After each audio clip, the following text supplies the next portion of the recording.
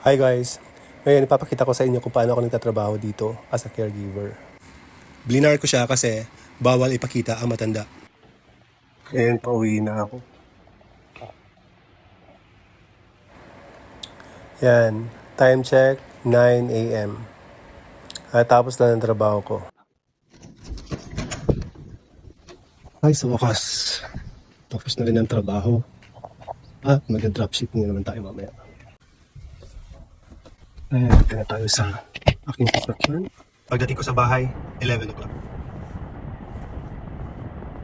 Kahit 11 o'clock na, ang dating ko, kaya ko pa rin gawin ang dropshipping business ko. Kasi 2 to 3 hours lang ginagawa ang business na yan. Hi guys, yan, nandito na ako sa bahay at mag-dropshipping na tayo. Ito ang aking shop link. Ito ang sideline ko. Showmaking dropshipping business. Yan, makikita mo yan. Ganyan kadami ang binebenta ko. Pag interesado ka, message mo na ako. Matutulungan kita.